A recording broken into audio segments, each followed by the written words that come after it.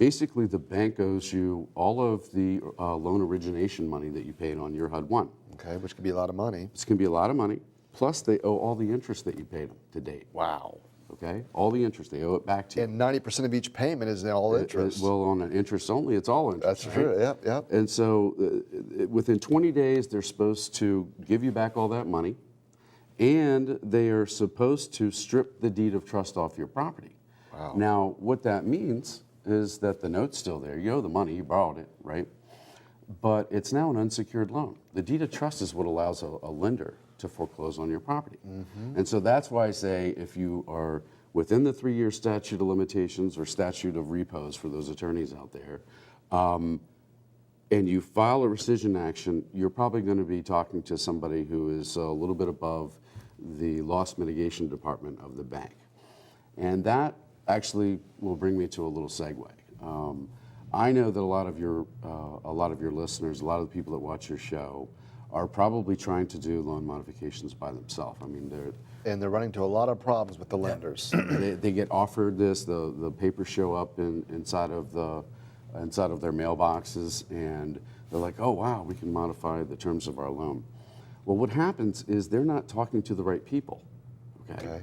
They're talking to people that are in the loss mitigation department, and as far as we're concerned, from our experience in talking to these people, those people are just running interference with your homeowners until they can foreclose on the property. They're just buying time. I think that they're just buying time because you hear a lot of that today too, you know. Yeah, and that's why we think that the best thing that you can possibly do is to find somebody who knows how to forensically audit your documents and produce a report that you can bring into a competent attorney and have him get on the phone with your bank.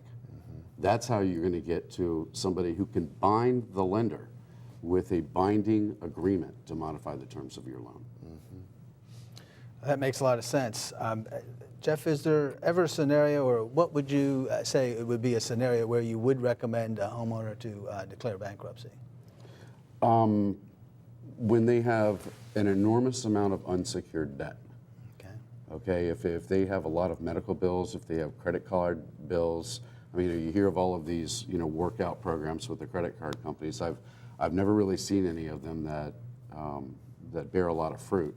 Okay. I think that the debt consolidation firms are, just taking a lot of the money that should be going to paying the bills. Right. I mean, that appears to me to be the case. And so if somebody has a lot of unsecured debt, and I mean, I talked to a woman today in Woodbridge, and she said, "Jeff, I'm hiding from my phone." Okay, I mean, as a matter of fact, I left a message for you, and when you called me back today, I didn't answer the phone. I mean, I didn't answer the phone because I don't answer my phone. I don't answer my phone because these people are harassing me. Right. I got to file bankruptcy. I mean, I have, and she had something like $210,000 of medical bills and credit card debt, and on top of that, she's in the process of being foreclosed on. And so, in that case, this is somebody who has a low probability, in my opinion, of ever having the specter of earning more than $60,000 or $70,000 a year. So how long is it going to take her to come out of that? A long time. Years and years, yeah. So, unload it and sit it on the side of the road and move on with your life. Somebody like that, I would recommend to go through chapter. Jeff, what is the worst thing a borrower can do when they are facing a foreclosure, when they are receiving those letters, when they are intimidated by their lender? What is the very worst thing that they can do? It's, I got another call today from somebody from Charlottesville, and he's been ignoring all of the notices. He didn't realize that he's already been referred out for foreclosure. He was like, "Jeff, I know I'm not getting foreclosed on because all I really got today is something about substitute trustee." And I'm like, dude. Unfortunately, a lot of people will just ignore a letter if they're not comfortable with it. They'll just push it aside. Oh, that won't happen. Yeah. It's probably more common than not. If you don't know how to read the documents, find somebody that knows how to read the documents. Don't just ignore. And it's better to be proactive. I mean, if you have somebody that's trying to collect a bill from you, the worst thing that you can do is avoid them. They're just going to step it up a notch, or they're going to sell it off to, they're going to report your credit as negative, and sometimes you can even prevent that stuff by talking to the lender. And so the worst thing that you can do is ignore it. You've got to face it head on. It's a problem. You're in it. Face it. Face it. Get it over. Exactly. Now, just recently, I've seen this in the newspapers and news reports where companies have actually been foreclosing on people illegally, where they don't have the legal authority to foreclose on somebody. Now, is there any monetary damages that a person can get in order to make up for that if that's happened to them? And is that a situation that, I mean, it sounds like that's where you're at as far as your sweet spot. You would really help people in those situations. It's a sweet spot for us. If you notice, the lenders that are in the news right now, J.P. Morgan Chase, Bank of America, GMAC, Right. okay, all of those are companies, are lenders that have loss share agreements in place. Okay, and I looked today at the Bank of America site and looked at what states, because they stopped foreclosing in 23 states.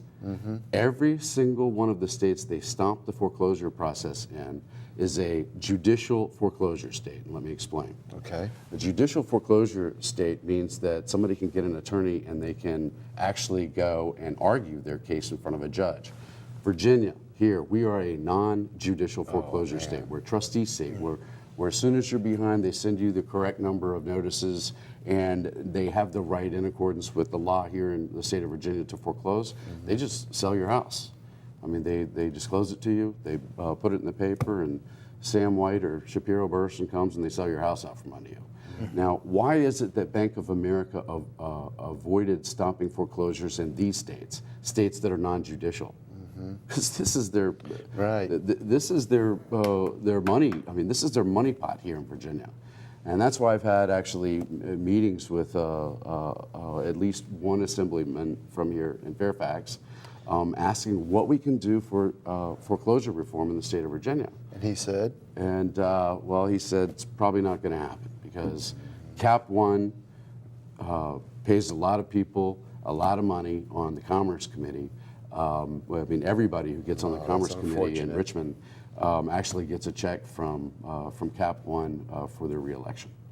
Okay, this state is basically run by the banks, and until there's a lot more force behind foreclosure reform, we're probably not going to see it. Let me ask you this question. I want to revisit it for a second.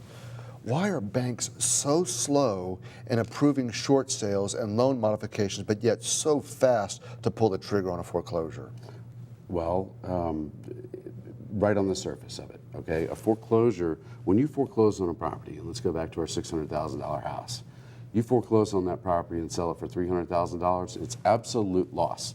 You can say, this is what the note was, $600,000, this is what I sold it for. There's $300,000 in loss.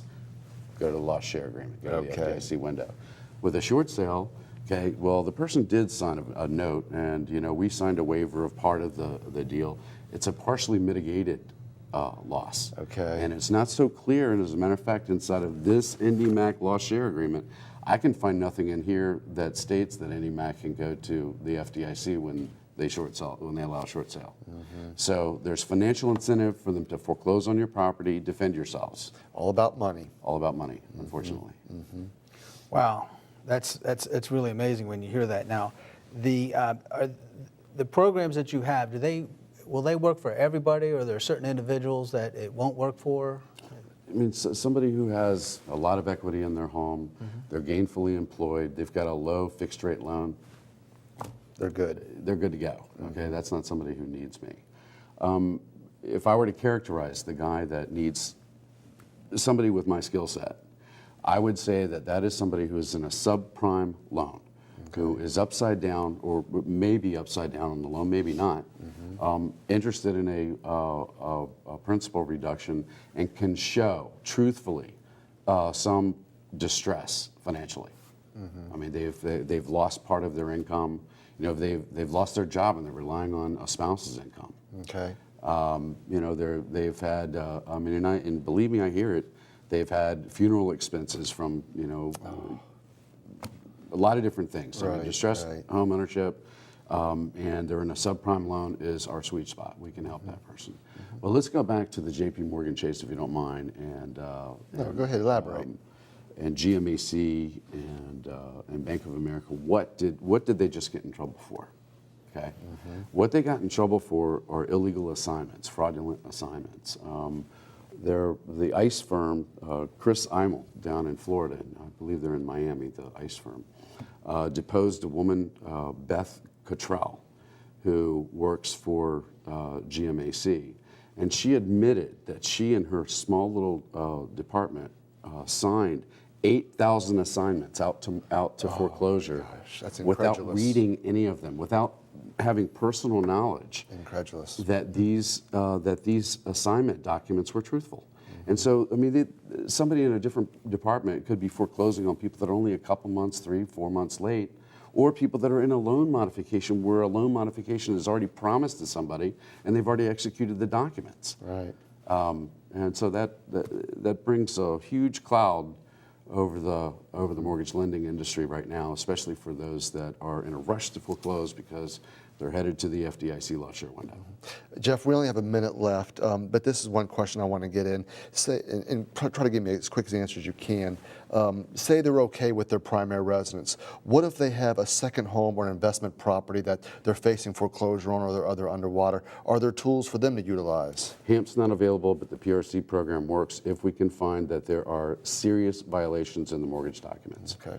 All comes back to finding those violations, and that's our sweet spot. Jeff, I know how busy you are. Thank you so much for taking time to be on our show, Mortgage Solutions. We really appreciate it. My pleasure. Okay. Remember, if you would like to apply for a mortgage loan or just have some questions in regards to mortgage loan, please visit our website at markrigney.org. If you have questions about how to stop a foreclosure, please visit Jeff's website, which will be displayed on the screen below. We will read and answer some of your questions on our next show. On behalf of myself and friend Jeff Greenberg, thank you for watching Mortgage Solutions with Mark Rigney. We will see you next time.